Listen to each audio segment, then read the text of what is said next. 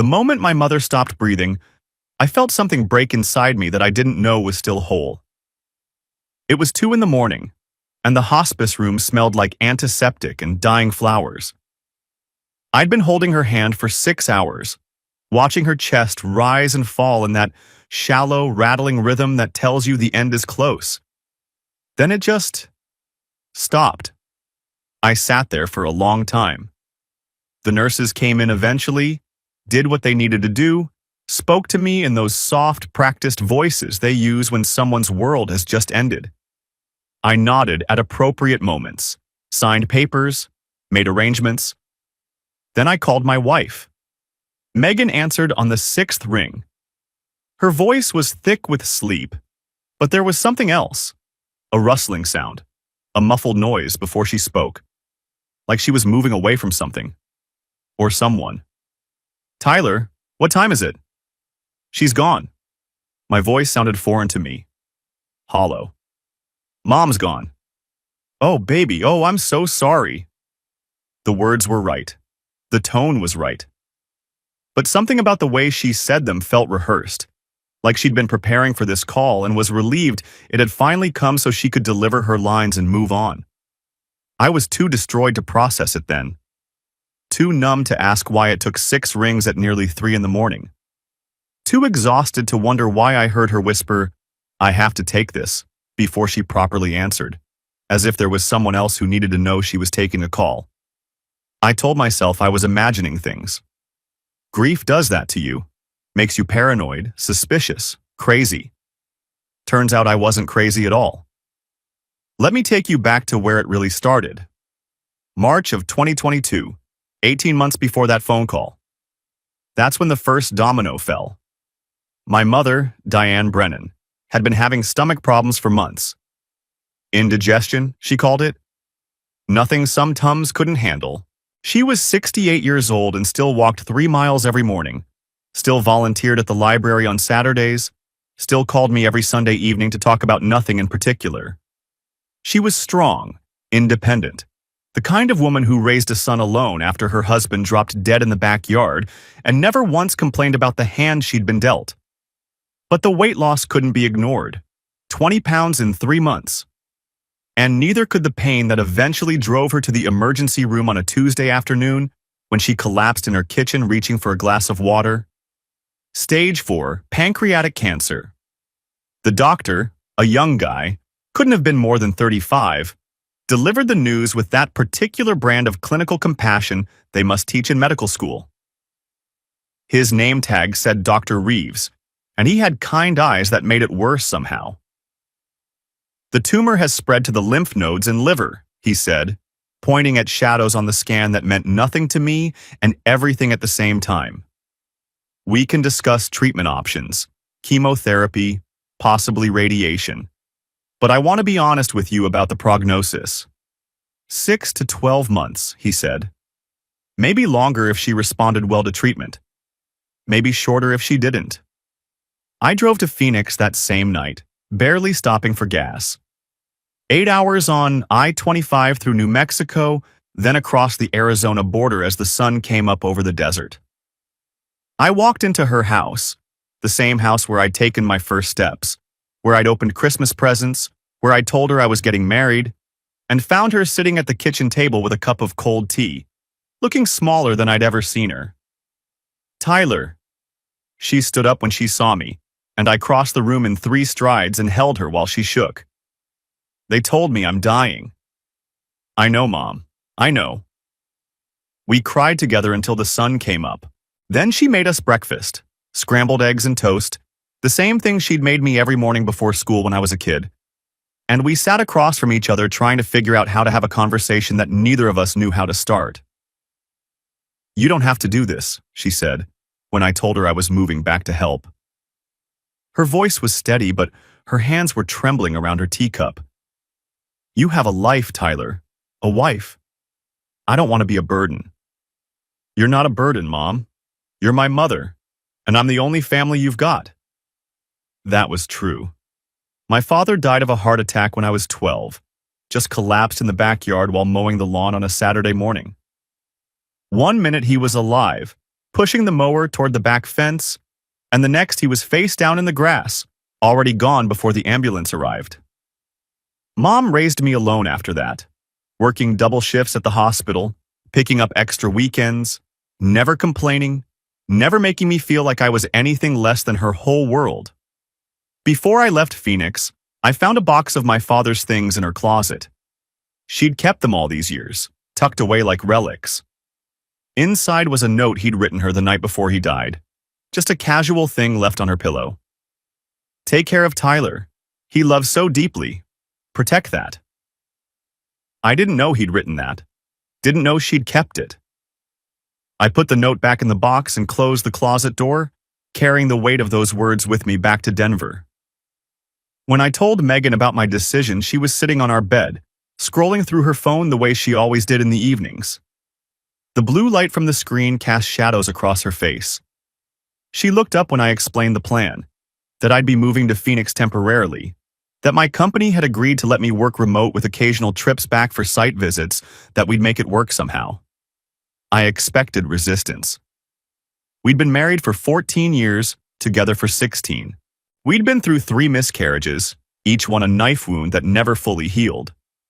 We'd stopped trying 5 years ago, made peace with a different kind of life, just the two of us, traveling when we wanted, building careers, growing older together. "Of course you have to go," she said. Her voice was warm, understanding, hitting all the right notes. "She needs you. We'll make it work." I waited for her to say something else. To offer to come with me, at least part-time. Her real estate business was flexible. She could show houses anywhere. To suggest we figure it out together. To show some sign that this separation would be as hard for her as it was going to be for me. But she just went back to her phone, and I told myself I was being unfair. She had her clients to think about. Her career was finally taking off after years of grinding. She couldn't just uproot everything because my mother was dying. "I'll fly back every other weekend," I said. "And you can come visit whenever you want. It doesn't have to be Tyler." She looked up, and her smile was so convincing I almost believed it. "It's fine, really. You need to be with her. I understand." Looking back now, I can see it so clearly. The way her agreement came too quickly, too easily. The relief hidden behind her sympathetic smile. She wasn't supportive. She was liberated. I was removing myself from the equation, and she couldn't have been happier about it. But I didn't see it then.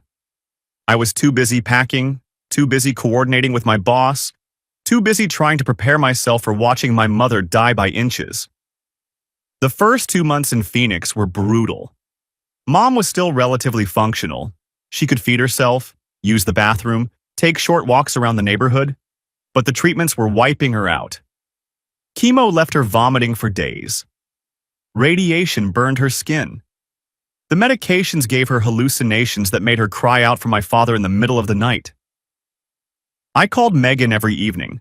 Our conversations were strained, awkward, like we were reading from a script neither of us had memorized. She'd tell me about her day, this showing, that closing, some drama with another agent at her brokerage. And I'd tell her about Mom's latest test results, the hospice evaluation, the endless parade of doctors and nurses and social workers. "I miss you," I'd say. "I miss you too," she'd reply. But her voice never quite matched the words. In May, Megan suggested couples counseling. She framed it carefully, almost casually, like it had just occurred to her over coffee. "Not because we're in trouble," she said quickly. "Just preventive maintenance, you know? This is a hard situation. It might help to have someone to talk to. Together." I was grateful she was being proactive, that she was thinking about us, about our marriage, while I was consumed by caregiving.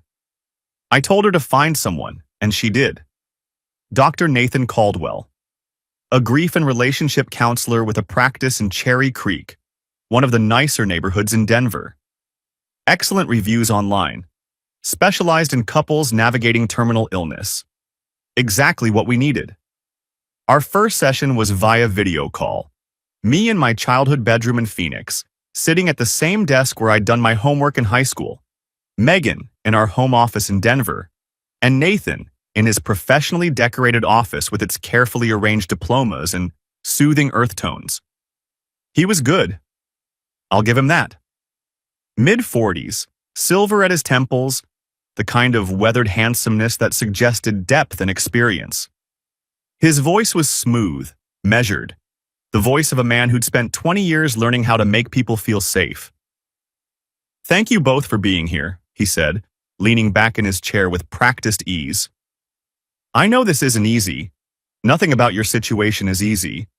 But the fact that you're being proactive about your relationship tells me a lot about your commitment to each other." He asked the right questions, drew us out with gentle prompts and strategic silences. "Tyler, tell me about your mother. What is this experience like for you?" I talked for 20 minutes about the diagnosis, about watching her deteriorate, about the guilt I felt every time I thought about Denver, about my career, about my wife. Nathan nodded, made notes, murmured encouragement. "That guilt is completely normal," he said. "You're being pulled in multiple directions, and there's no way to satisfy all the demands being placed on you. The key is not to eliminate the guilt. That's impossible. But to recognize it for what it is. A sign that you care deeply." Then he turned to Megan. "And Megan, what about you? How are you experiencing Tyler's absence?" She was quiet for a moment, and when she spoke, her voice had a slight tremor that might have been genuine emotion or might have been performance. "Even now, I can't tell which. I feel forgotten sometimes," she said. "I know that sounds selfish. His mother is dying. But some days it feels like I've just disappeared from his life. Like I'm not even real anymore." "That's not selfish at all," Nathan said, and something in his voice shifted. Warmer. More personal. "Loneliness in a marriage is one of the most painful experiences there is. You're not wrong for feeling it." I remember thinking, this guy really understands. This is exactly what we needed. What I didn't see, what I couldn't have seen through a computer screen, was the way his eyes lingered on Megan a beat too long. The way she unconsciously mirrored his body language, leaning forward when he leaned forward, tilting her head when he tilted his. The invisible threads already weaving between them. I was 1,000 miles away, watching my mother waste away, and I had no idea that the man I was paying to save my marriage was already planning to destroy it. The summer of 2022 was when things started to shift in ways I was too distracted to notice. We continued our couple sessions via video call for a few weeks, and then Nathan made a suggestion that seemed reasonable at the time. "Megan, I wonder if it might be helpful for you to come in for some individual sessions as well. Caregivers' spouses often experience a kind of secondary trauma. Having your own space to process your feelings might help you show up better in your couple's work with Tyler." I thought it was a great idea. I was drowning in my mother's declining health, the feeding tubes, the hospice decisions, the 3 a.m. emergencies when she couldn't breathe, and I had to decide if this was the time to call the ambulance or if she'd stabilize like she always did. I was grateful that someone was looking after Megan while I couldn't. "Whatever helps," I told them both. "Whatever she needs." Nathan smiled at me through the screen. "You're a good husband, Tyler." The irony of that statement still makes me want to put my fist through a wall. The individual sessions started once a week, then twice. Megan stopped mentioning them in our phone calls, and when I asked how therapy was going, she'd say something vague like, "It's helpful," or "Nathan says I'm making progress," and change the subject. Meanwhile, my weekends back in Denver, which had started as every other week, became monthly, then every 6 weeks. Mom kept getting worse, and every time I planned to fly home, something would happen. A fall, an infection, a bad reaction to a new medication. I'd call Megan and explain, and she'd say she understood, and the distance between us grew another inch. Our phone calls got shorter. She was always just heading out, or exhausted from a long day, or about to hop in the shower. When I asked about her week, she'd give me bullet points instead of stories. When I told her about Mom, she stopped asking follow-up questions. I noticed. Of course I noticed. But I told myself it was normal. Long distance is hard. Caregiving is hard. We'd get through this, and then we'd rebuild. One night in September, I called her at 8 o'clock Denver time. She didn't answer. I tried again at 9. Nothing. At 10, she finally picked up. "Sorry, I was at a work event," she said. "Networking thing. You know how it is." I heard music in the background. Laughter. A man's voice saying something I couldn't make out. "Sounds like quite a party," I said. "Just colleagues. I'm heading home now." "How's your mom?" She'd never asked me that in months. I should have been touched. Instead, I felt a cold thread of suspicion wind through my chest. "She's the same. Holding on." "That's good. That's really good. Listen, I'm getting in my car, so I should go. Talk tomorrow?" "Yeah, talk tomorrow." She hung up before I could say, "I love you." In October, I got a call from Megan's younger sister, Lori. We'd always gotten along well. She was the fun aunt at family gatherings, the one who brought good wine and told inappropriate jokes. But this call felt different. Tense. "Hey, Tyler, how are you holding up?" "I'm okay, Mom's, day by day." Yeah, I can't imagine." She paused. "Listen, I wanted to ask you something. About Megan."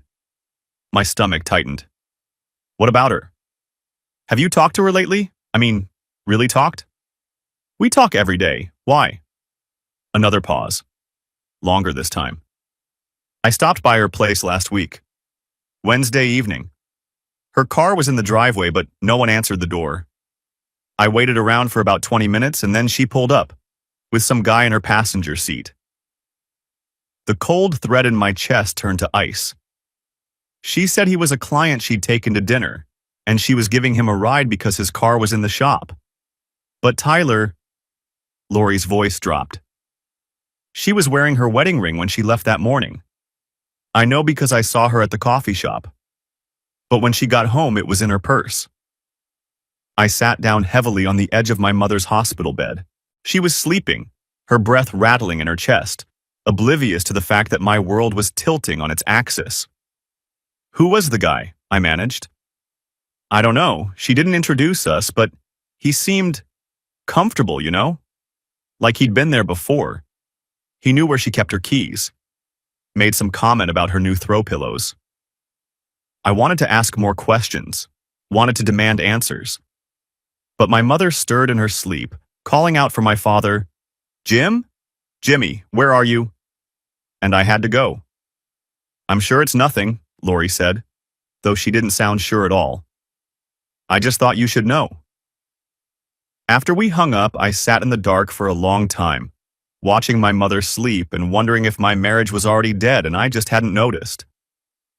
November and December passed in a blur of medical appointments and family crisis. My mother's condition deteriorated, stabilized, deteriorated again. She started forgetting things. My name, on bad days. The year. Whether my father was alive or dead. I'd find her crying in the middle of the night, reaching for a man who'd been gone for 30 years. Through it all, I kept calling Megan. Kept trying to maintain some connection to my life in Denver, to the woman I'd married 14 years ago, to the future we were supposed to have together.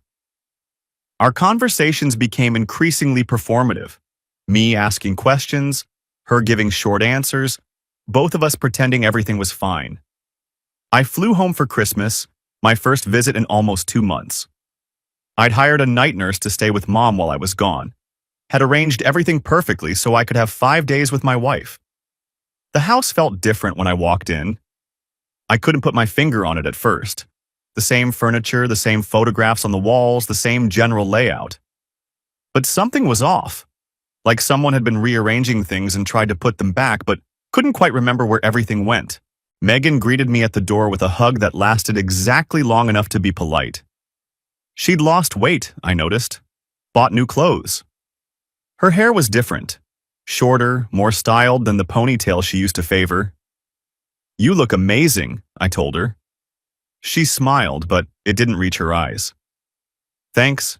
New workout routine. That night, I reached for her in bed, the first time we'd been together in months, and she turned away. I'm exhausted, she said. Can we just... Not tonight? I lay in the dark, staring at the ceiling, and remembered what Lori had told me about the man in Megan's car. The wedding ring in her purse. The way she'd seemed flustered, uncomfortable. But I pushed it down. Buried it under layers of denial and wishful thinking. I was being paranoid. Unfair. My wife was dealing with her own stuff while I was gone, and I couldn't expect her to just turn on the intimacy like a faucet. I went back to Phoenix 2 days after Christmas. The night nurse's bill was waiting for me, along with a hospice evaluation that said my mother probably had less than 3 months left. I called Megan to tell her. That's so hard, she said. I'm sorry you're going through this. You, I noticed. Not we. Not us. You. My mother died on March 15th, 2023, a Thursday. I'd been holding her hand for 6 hours, talking to her, even though she'd been unconscious for 2 days, telling her it was okay to go, that Dad was waiting for her, that I'd be all right. At 2:47 a.m., she took a breath, let it out slowly, and didn't take another. I sat with her body until the sun came up. Then I made the calls, the funeral home, the hospice coordinator, the few remaining relatives who needed to know. And finally, Megan. That's the call I described at the beginning. The 6 rings. The rustling. The whispered, I have to take this. She arrived for the funeral 3 days later. She cried at the service, held my hand, played the grieving daughter-in-law perfectly. Everyone commented on what a supportive wife she was, how lucky I was to have her during such a difficult time. That night, in the hotel room, I reached for her again. And again, she turned away. You're grieving, she said. Let's not confuse emotions. I didn't know what that meant. I didn't know what emotions she thought I was confusing. I just knew that my mother was dead and my wife felt like a stranger. I returned to Denver permanently in April. The house that Megan and I had shared for 12 years. The house we'd bought with money I inherited from my grandmother. The house where we'd tried and failed to start a family through 3 miscarriages. The house where I thought we'd grow old together, felt like enemy territory. The furniture had been rearranged, new artwork on the walls that I didn't recognize. The guest room smelled faintly of cologne, not my brand. I redecorated while you were gone, Megan explained, her voice too bright, too casual. Thought it might help. A fresh start, you know? I walked through the rooms like a detective at a crime scene, cataloging the changes. My side of the closet had been compressed to make room for... What? Nothing visible, but the space was there. The bathroom had grooming products I'd never bought. The kitchen junk drawer had been reorganized in a way that made no sense to my habits. I thought we could go back to couples counseling, I said one evening. Help me readjust, process everything. Megan's reaction was immediate and unmistakable. Panic, quickly masked. I think we've outgrown Nathan, she said. Maybe we should find someone new. Or maybe we don't need counseling at all. Maybe we just need time. That was when the alarm bells finally started ringing loud enough for me to hear. I'm a project manager by profession. Have been for 20 years. My job is tracking timelines, identifying inconsistencies, seeing patterns that others miss. I've managed construction projects worth tens of millions of dollars, coordinated hundreds of workers, caught discrepancies that would have cost companies fortunes. It's what I do. So when I decided to stop denying what was right in front of my face, I didn't snoop. I observed. I treated my marriage like a project that had gone off the rails, and I started documenting the data. Over the next 6 weeks, I kept a mental log of everything. Megan went to yoga 3 times a week, Tuesday, Thursday, Saturday, but she never came home sweaty. Her hair was never messed up. Her expensive yoga mat gathered dust in the corner of the closet. "How was class?" I'd ask. "Great," she'd say. Really centering. She never mentioned a single pose, never talked about the instructor, never complained about sore muscles or pushed too hard stretches. It was like she was playing a character in a play about someone who did yoga. Her phone was always face down, always on silent. Whenever it buzzed, she'd glance at the screen, then flip it over quickly. She took calls in the garage, claiming they were work-related, but her real estate calls had a rhythm I recognized. Scheduling showings, negotiating offers, following up with clients. These calls were different. Longer. Quieter. Sometimes she'd be in the garage for 30 minutes, and when she came back, her cheeks would be flushed. She'd lost weight since I'd been gone, at least 15 pounds. Her clothes were new, more fitted, more revealing than she used to wear. I found the price tags for designer lingerie in the bathroom trash, pieces I'd never seen, in styles she'd never worn for me. Our credit card statements told their own story. Spa charges at places I'd never heard of. Restaurant bills for 2, appetizers, entrees, wine pairings, dessert. At establishments that definitely weren't working lunches. And hotel charges. Multiple hotel charges for rooms she claimed were for client meetings, but that were booked during hours when no sane client would be meeting. I came home early one afternoon in late May. Megan's car was in the driveway, but the house was empty. I made myself a sandwich and waited, sitting in the living room with the lights off, watching the front door like a predator waiting for prey. 90 minutes later, she walked through the door, keys in hand, flushed and distracted. Her hair was slightly disheveled. Her lipstick was gone. She smelled like cologne that wasn't mine. "Oh." She actually jumped when she saw me in the dim room. "Tyler, you scared me. What are you doing sitting in the dark?" "Meeting got canceled. Where have you been?" She hesitated for just a fraction of a second, but I was watching for it, and I saw it. "I went for a drive, to clear my head." "For 90 minutes? Where?" Her eyes narrowed. "Nowhere specific. Why are you interrogating me?" It was the defensiveness that confirmed it. An innocent person would have been confused by the question, maybe even amused. A guilty person gets defensive. A guilty person turns the question back on you, makes you feel like you're the one with the problem. After that conversation, I stopped dismissing my instincts and started gathering evidence. I didn't hack her phone or hire a private investigator. Not yet. I did something simpler. Years ago, we'd set up a family iCloud account to share photos and calendars and make life easier. Megan had apparently forgotten it existed. One night, while she was in the shower, I logged into our shared account on my laptop. Her location history was right there, months of data she'd never thought to delete.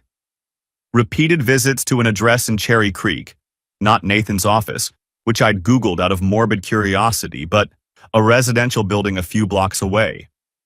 The visits had started in October of 2022.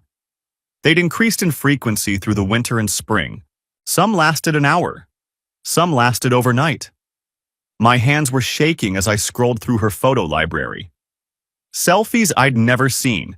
Her in restaurants, her in what looked like a hotel room, her with a champagne glass raised toward whoever was taking the picture.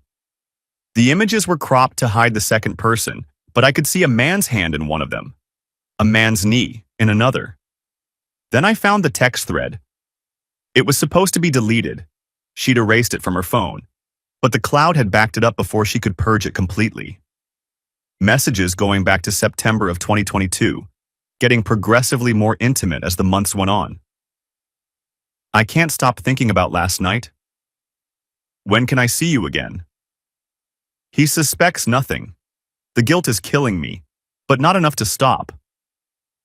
That last one was dated October 2022.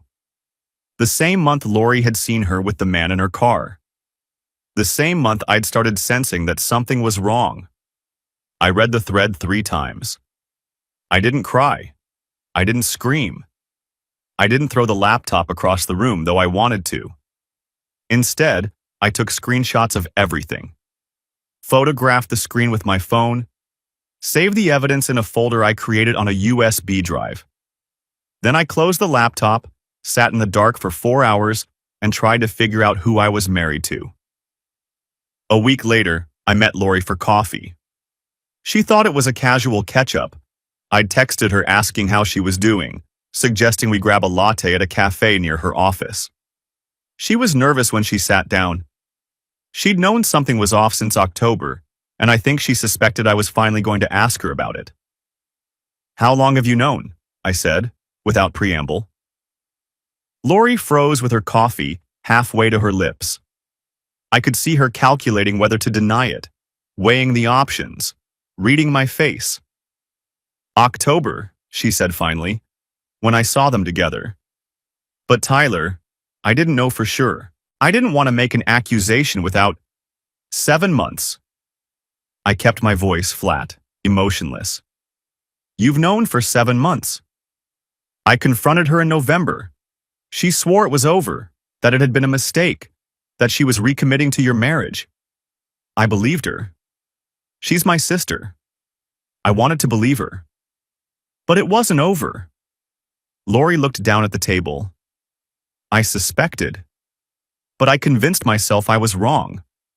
I thought maybe I was being paranoid, or that I'd misunderstood what I saw. She met my eyes.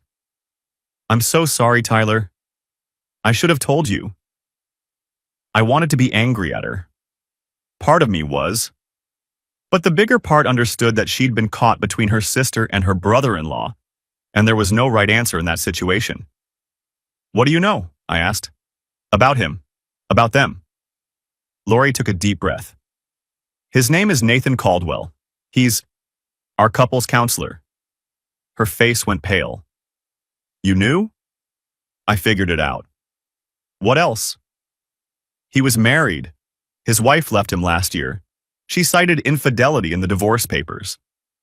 There have been rumors about him for years, apparently. Other clients. Nothing that ever stuck." I thought about all those sessions, all those hours I'd spent pouring my heart out to this man while my mother was dying, trusting him to help save my marriage while he was systematically dismantling it. "There's something else," Lori said.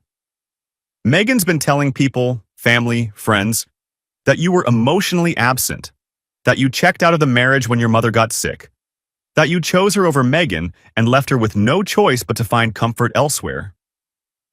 The audacity of it took my breath away. I had been caring for my dying mother, and somehow I was the villain in this story. I had trusted a professional to help us through a crisis, and he had used that trust to seduce my wife. And now she was rewriting history to make herself the victim. "Thank you for telling me," I said to Lori. "What are you going to do?" I finished my coffee and stood up. "I'm going to burn it all down." I didn't confront Megan. Not yet. Screaming matches and tearful denials wouldn't get me what I wanted. I needed to be strategic. Surgical. I called a divorce attorney named Heather Dawson, one of the best in Denver. A colleague of mine had used her during his brutal divorce a few years back. She'd gotten him the house, the retirement accounts, and full custody of his kids. She was expensive, $500 an hour, but she was worth it. Her office was in a gleaming tower downtown, all glass and chrome and the kind of aggressive professionalism that told you this woman didn't lose often. She was in her 50s, silver-haired, with the sharp eyes of someone who'd seen every kind of marital betrayal and was no longer surprised by any of them. "Tell me everything," she said, leaning back in her chair. "Don't leave anything out." I talked for an hour. The diagnosis, the move to Phoenix, the counseling sessions, the affair, the evidence I'd already gathered. By the time I finished, Heather was nodding slowly, making notes on a legal pad covered in her precise handwriting. "Colorado is a no-fault divorce state," she said. "Infidelity doesn't directly affect asset division. The court doesn't care who cheated. They care about equitable distribution of marital property. So she gets half of everything after what she did? Not necessarily. There are other angles. She tapped her pen against the pad. Dissipation of marital assets. If she spent your joint money on this affair, hotels, trips, gifts, that can be recovered. The court takes a dim view of spouses who waste marital funds on their affair partners. $34,000, I said. That's what the credit card statements show.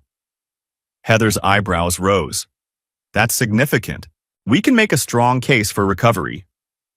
What about him? The counselor?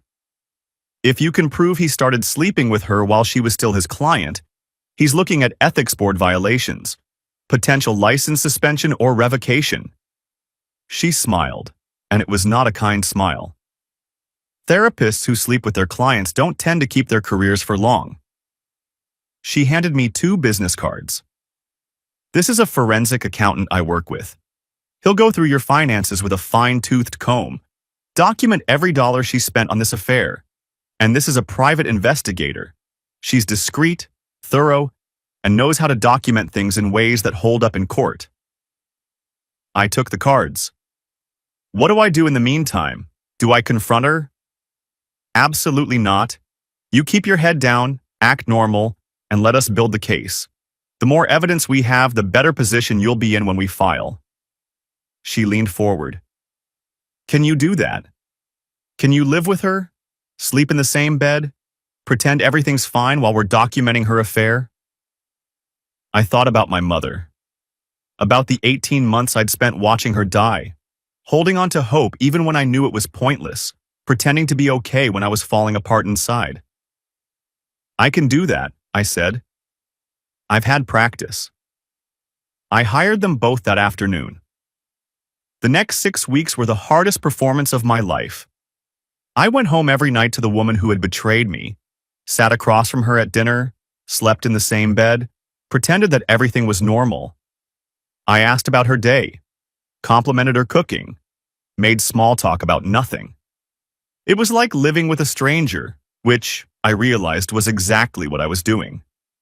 The Megan I had married, the woman I thought I knew, had never really existed. Or maybe she had, and somewhere along the way she'd become someone else entirely. The PI's findings came in over those 6 weeks. Nathan Caldwell rented a condo in Cherry Creek under an LLC, probably to keep it off his divorce records. Megan visited regularly, sometimes during the day, sometimes overnight. They'd taken 2 business trips together while I was in Phoenix, one to Napa Valley, one to Santa Fe. Meanwhile, Nathan had continued billing our couple's counseling sessions to insurance, collecting payment for therapy while conducting an affair with his client. The forensic accountant found even more. Megan had spent approximately $34,000 of our joint money on the affair over 18 months. Hotel rooms, flights, restaurant bills, gifts. She'd even opened a secret credit card in her own name, but the debt was still traceable to marital assets. When I had everything I needed, I set the trap.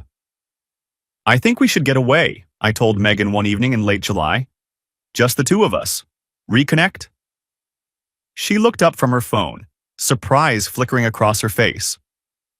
We were sitting in the living room, her on the couch, me in the armchair I'd claimed as my own years ago, and the television was playing some home renovation show neither of us was watching. Get away? I was thinking Estes Park, that cabin where we honeymooned, remember? They still rent it out. I watched her process this. Confusion first. This wasn't how I'd been behaving lately. Then suspicion. Was I testing her? Then something that might have been guilt, flickering across her face so quickly I might have imagined it. That sounds nice, she said finally. When were you thinking? Next weekend? She hesitated just long enough to confirm what I already knew. She had plans with Nathan, and now she'd have to cancel them. I could almost see her weighing the options, refuse and look guilty, or agree and miss her rendezvous. Sure, she said. Next weekend works.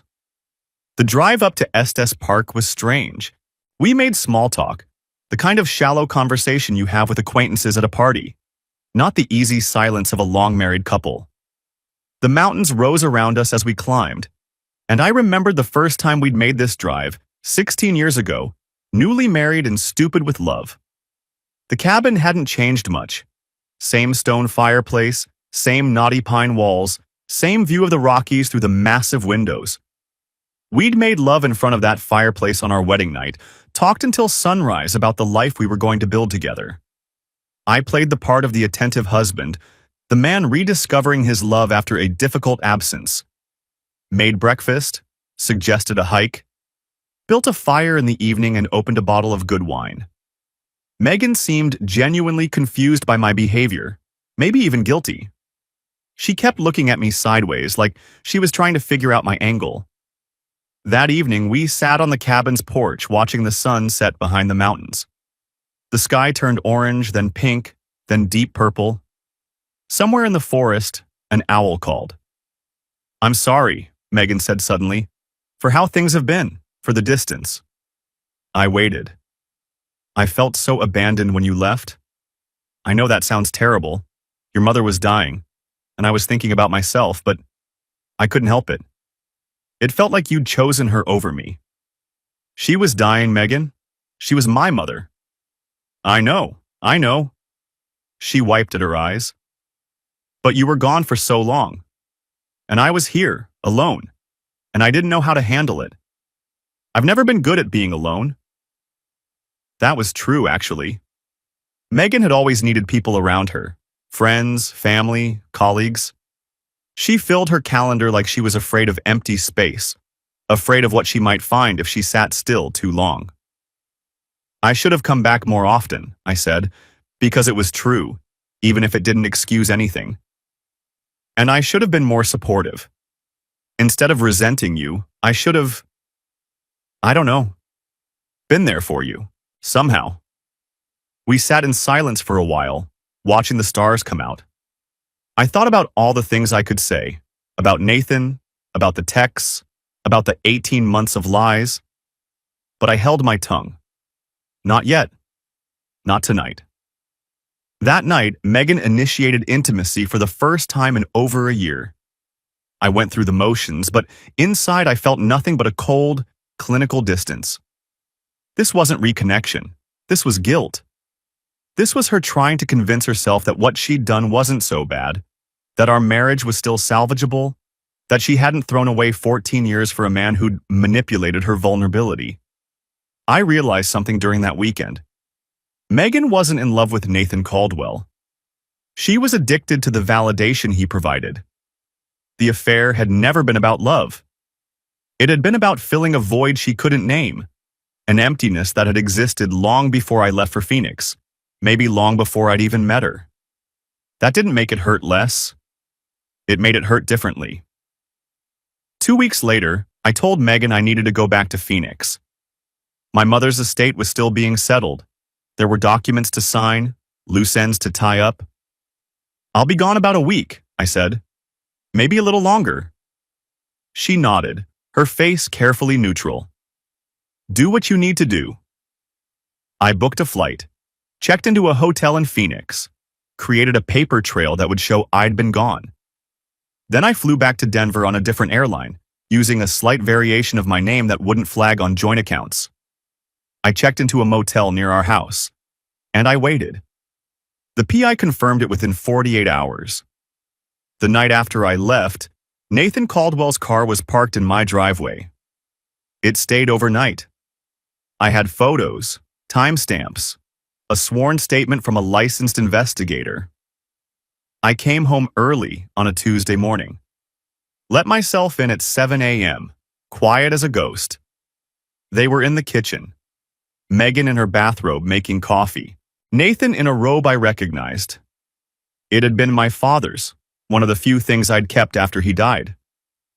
Mom had given it to me years ago, and I'd left it hanging in the closet because it reminded me of him. This man, this predator who had destroyed my marriage, was wearing my dead father's bathrobe and drinking coffee in my kitchen like he belonged there. For a moment, I saw red. Literally, my vision narrowed, and everything went crimson at the edges. I wanted to hurt him. Badly. I wanted to grab him by the throat and slam his head into the counter until he stopped moving. The urge was so strong I could taste copper in my mouth. But I didn't. Because violence wouldn't give me what I wanted. And what I wanted was to destroy him completely. Nathan. I kept my voice calm, controlled. The calmness was scarier than shouting would have been. I could see it in the way they both froze. I'd advise you to leave. Megan, we need to talk. Megan dropped her coffee mug.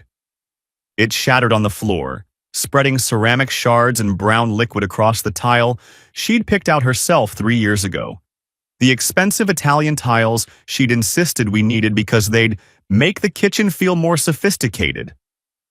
Nathan started to speak, putting on his therapist voice, that measured tone I'd heard in a dozen sessions, trying to diffuse the situation with professional calm. Tyler, I understand you're upset. Let's sit down and discuss this like... I cut him off. I know about the ethics violations. I know about the other complaints against you. There have been 3, haven't there? All dismissed due to insufficient evidence. I know about the condo in Cherry Creek that you rent under an LLC, the one you used so your wife wouldn't find out about your extracurricular activities. I know you've been billing insurance for therapy sessions while sleeping with your client. I paused, let the words sink in. I have photographs, financial records, sworn statements from a licensed investigator, and by next week, the Colorado Board of Psychology will have all of it. So unless you want to discuss this with your own attorney, I suggest you get out of my house. Now. Nathan's face went white. The smooth, confident mask he wore crumbled, and underneath was something small and scared and ugly. He opened his mouth, closed it, looked at Megan, who was standing frozen by the counter, her hand still in front of her like she was about to catch the mug she'd already dropped. Megan, he said, his voice cracking. Tell him. Tell him what? I asked. Tell him how you seduced her while I was watching my mother die? Tell him how you billed our insurance for couples therapy while you were betting half your client list? Tell him about Santa Fe? About Napa? He had nothing. No defense, no excuse, no clever words. He just stood there in my father's robe, looking exactly like what he was, a predator caught in the light. Get out, I said again, and leave the robe. It belonged to my father, and you don't deserve to touch it. He left, didn't even put on pants, just grabbed his clothes from wherever he'd left them and fled in his underwear, clutching his shirt and shoes against his chest like a thief in the night.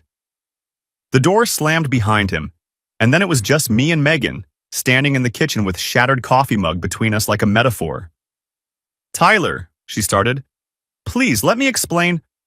There's nothing to explain. I pulled a folder from my jacket and slid it across the counter. Here's everything. The photos, the texts, the financial records, the timeline of your affair with our couples counselor. She didn't touch the folder. Just stared at it like it was a snake that might bite her. 18 months, I said.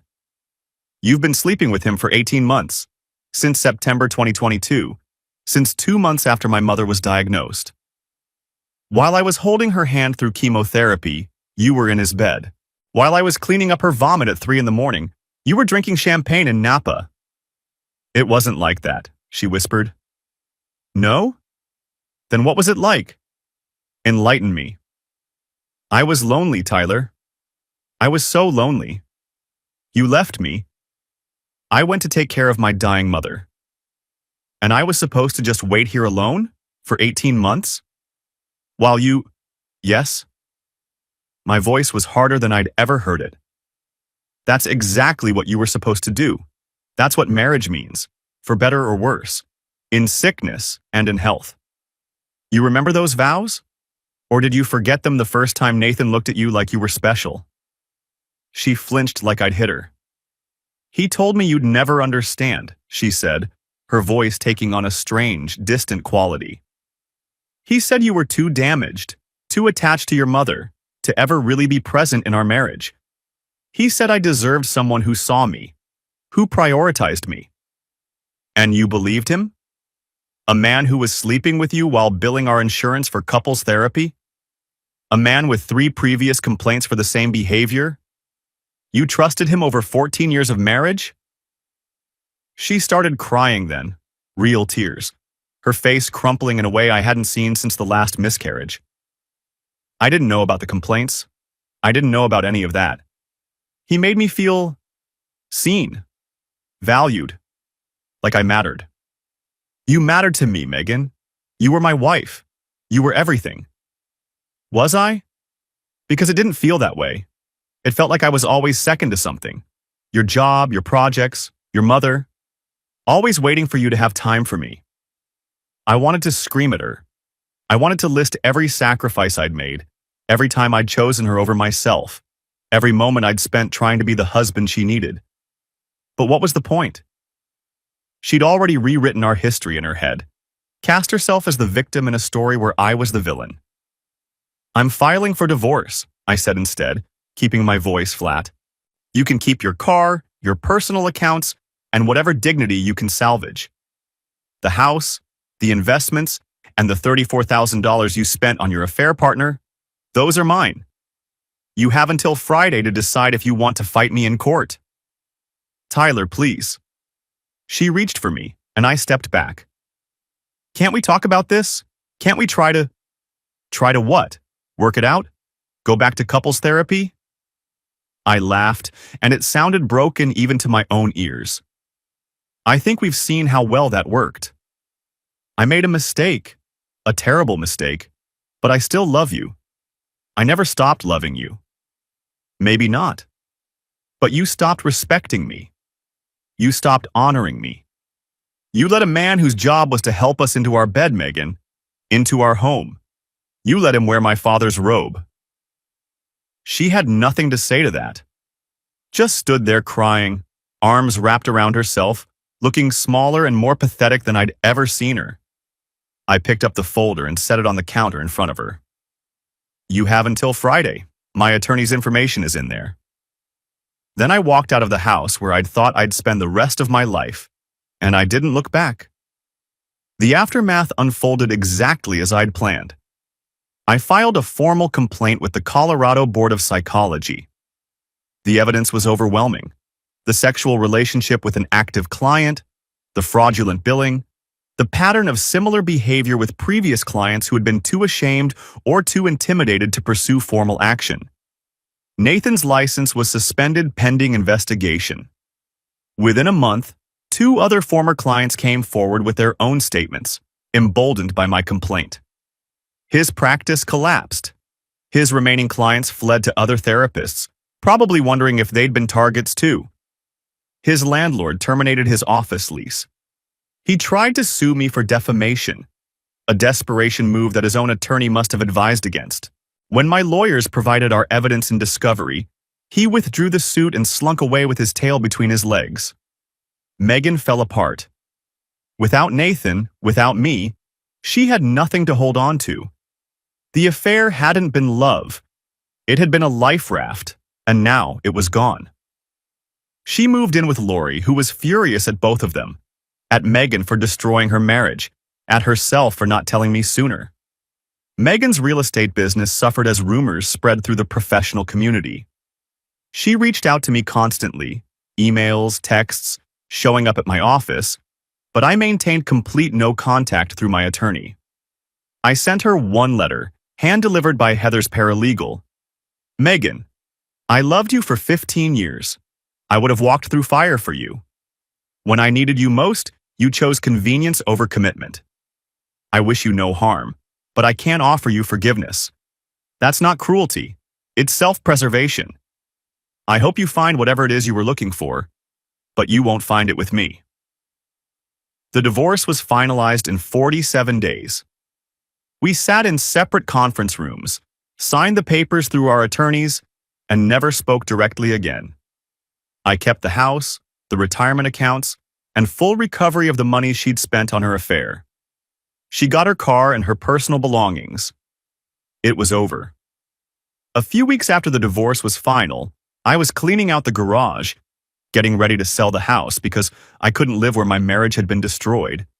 And I found a box of my mother's things. Stuff I'd shipped from Phoenix after she died but never opened. Inside, among the photographs and keepsakes, I found a letter. It was in my mother's handwriting, dated October 2022, the same month Megan's affair had begun. It was sealed, addressed to me but never mailed. "My dearest Tyler," she'd written, "I know you're struggling. I know you feel guilty for being here instead of with Megan. But I need to tell you something I've never said. I met her, you know. Megan. She came to visit once about 5 years ago when you were at a conference. She wanted to get to know me better. But the whole weekend she made small comments about how I relied on you too much, about how you'd never be free until I was gone, about how she sometimes felt like the other woman in your marriage. I never told you because I thought it would hurt you, and because I hoped I misunderstood. But I need you to know. Whatever happens, you have always been enough. Don't let anyone make you feel like loving your mother was a weakness. All my love, Mom." I sat on the garage floor, holding that letter, and finally let myself grieve. Not just for my mother, but for my marriage. For the 15 years I'd spent with a woman who saw my devotion to my family as competition. For the version of myself who had trusted and loved and believed in something that was never real. I sold the house in November. Bought a smaller place in Boulder, closer to the mountains, farther from the memories. I started seeing a therapist, a real one, carefully vetted, recommended by 3 different sources before I'd even consider making an appointment. Not for my marriage, for my grief. I realized I'd never properly mourned my mother because I'd been too busy surviving Megan's betrayal. Somewhere along the way, I reconnected with an old college friend named Rachel Abbott. We'd lost touch after graduation, but I'd heard through mutual friends that her husband had died of cancer 3 years back. We met for coffee one afternoon, 2 people who understood what it meant to lose someone while everyone expected you to keep functioning. Coffee became dinner. Dinner became hiking. Nothing romantic, not at first. Just companionship. Understanding. The rare gift of someone who didn't need you to explain why some days were harder than others. In January, Lori reached out. Not to apologize for Megan, she'd already done that multiple times, to apologize for herself. "I should have told you in October," she said, "the moment I suspected. I let family loyalty override basic decency, and you deserved better than that." I thought about it for a long time before I answered. "You're not your sister," I finally said. "You made a bad call, but you're not the one who betrayed me. Let's start from there." We began rebuilding something like a friendship. Cautious, tentative, but real. The psychology board's investigation concluded in February. Nathan Caldwell's license was revoked permanently. Their public statement cited a pattern of exploitation of vulnerable clients and gross ethical violations. Local media picked up the story. The grief counselor who preyed on grieving families. It ran on the evening news for 3 days. Nathan moved out of state after that. Last I heard, he was working as a life coach somewhere in the Southwest. No license required. Probably still finding new victims. Megan eventually moved to Albuquerque, according to Lori. Fresh start, she called it. She sent me one final email on what would have been our 16th wedding anniversary. "I know I don't deserve your forgiveness. I just wanted you to know that I'm sorry. Not because of what I lost, because of what I destroyed. I hope you're happy. I mean that." I read it once. I didn't respond. I didn't hate her anymore. I just didn't think about her at all. A year after my mother's death, I drove to Phoenix. Visited her grave for the first time since the funeral. Brought a bottle of that cheap red wine she loved, her guilty pleasure, she used to call it, and 2 cups. I sat in the grass beside her headstone and talked to her. About the divorce, about the letter, about forgiving myself for not being there at the end the way I wanted to be. I'm going to be okay, Mom, I told her. Not today. Maybe not next month. But eventually. I poured the second cup of wine onto her grave, watched it soak into the earth. My phone buzzed, a text from Rachel. Hey, I know today's hard. I'm making dinner, nothing fancy. Just wanted you to know you're not alone if you don't want to be. I looked at the message for a long moment. At the grave, at the empty wine glass in my hand. Then I typed, I'll be there. Save me a plate. I stood up, brushed the grass off my jeans, and walked back to my car. The sun was setting over the Arizona desert, painting the sky in shades of orange and gold. Behind me, my mother rested. Ahead of me, someone was waiting. I started the engine and headed toward whatever came next.